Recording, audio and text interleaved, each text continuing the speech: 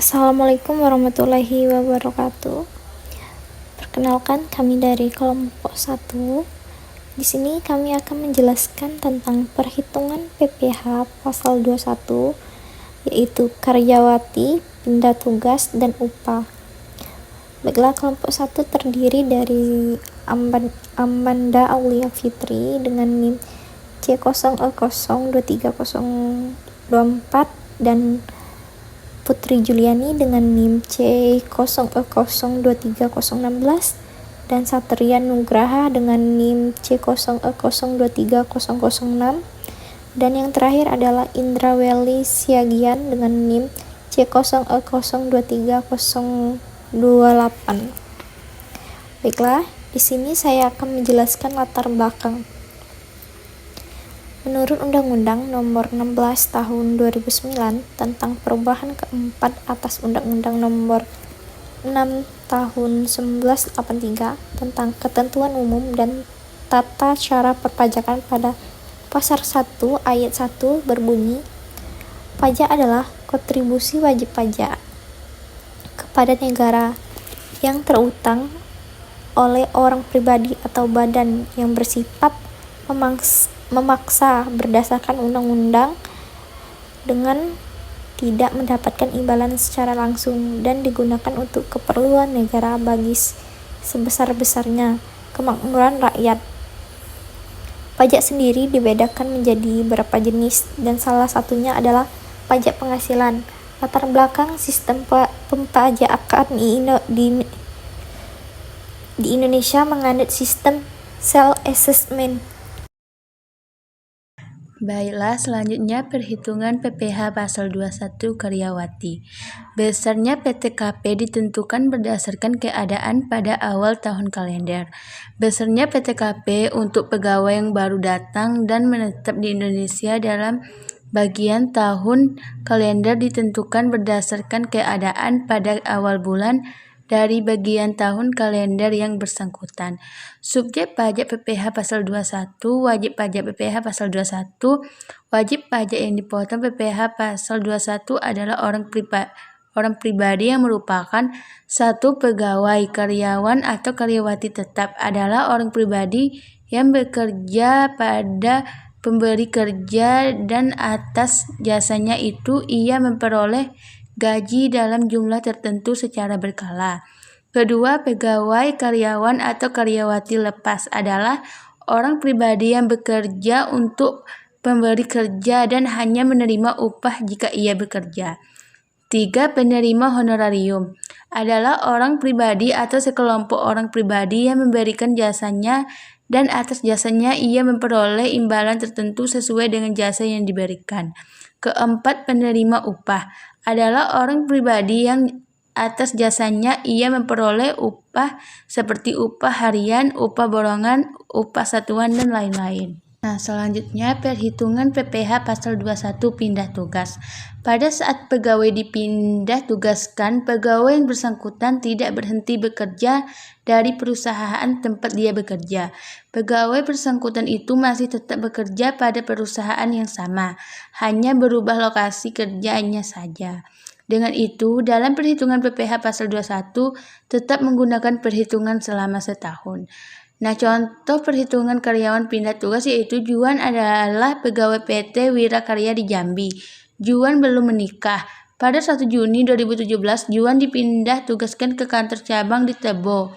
Gaji Juan sebesar 8 juta. Selama bekerja di kantor cabang Tebo, gaji Juan adalah 10 juta. Bekerja di PT Wirakarya, Juan hanya menerima penghasilan berupa gaji saja. Perhitungan PPh pasal 21 upah. Perhitungan PPh pasal 21 upah karyawan harian tidak sama dengan karyawan yang digaji bulanan. Misalnya dalam menerapkan pendapatan tidak kena pajak PTKP dalam peraturan perpajakan. Karyawan harian atau pekerja lepas harian merupakan subjek pajak PPh pasal 21 yang dikategorikan pegawai tidak tetap atau tenaga lepas. Pegawai tidak tetap atau tenaga kerja lepas merupakan pegawai yang hanya menerima penghasilan atau upah apabila yang bersangkutan bekerja. berdasarkan jumlah hari bekerja, jumlah unit pekerjaan yang dihasilkan, atau penyelesaian suatu jenis pekerjaan yang diminta oleh pemberi kerja. Setelah seorang pegawai memperoleh gaji atau upah berdasarkan pekerjaannya yang dikerjakan, pegawai tersebut wajib dikenakan pajak PPh pasal 21 karyawan harian. Ketentuan menghitung PPh 21 upah. Yang pertama, tentukan jumlah upah harian atau rata-rata upah yang diterima dalam sehari. Yang kedua, dalam upah rata-rata atau upah harian belum melebihi 450.000 dan jumlah kumulatif yang diterima atau diperoleh dalam bulan kalender yang bersangkutan belum melebihi 4.500.000. Maka tidak ada PPh pasal 21 yang harus dipotong.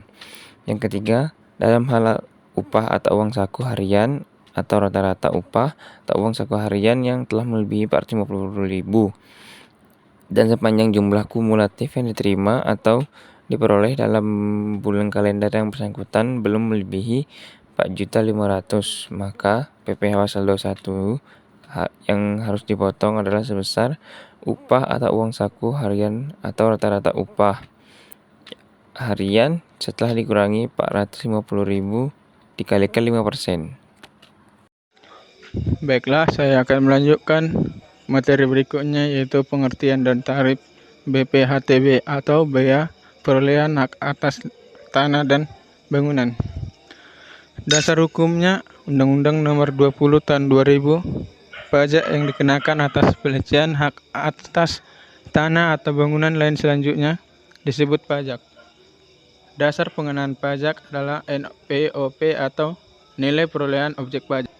Dalam hal ini, harga transaksi atau nilai transaksi jika NPOP tidak diketahui atau lebih rendah dari NJOP PBB, maka yang digunakan adalah NJOP PBB. Tarif BPHTB. Tarif yang digunakan untuk menghitung BPHTB adalah sebesar 5%, sama dengan 5% X dikali NPOP dikurang NPOP TKP. NPOP TKP atau nilai perolehan objek pajak tidak kena pajak bervariasi secara regional, perda, dan paling banyak 300 juta.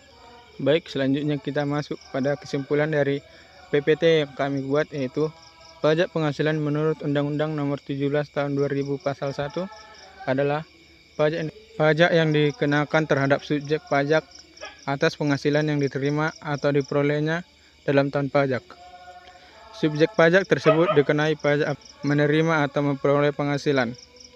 Subjek pajak yang menerima atau memperoleh penghasilan dalam Undang-Undang PPh atau pajak penghasilan disebut wajib pajak. Pajak penghasilan biasa disebut juga pajak PPh. Pasal 25 dan dasar hukum untuk pajak penghasilan adalah Undang-Undang Nomor 7 Tahun 1983. Kemudian mengalami perubahan berturut-turut dari mulai Undang-Undang Nomor 7 Tahun 1991, Undang-Undang Nomor 10 Tahun 1994, Undang-Undang Nomor 17 Tahun 2000, serta terakhir Undang-Undang Nomor 36 Tahun 2008. Sekian dari presentasi dari kelompok 1. Kami ucapkan terima kasih.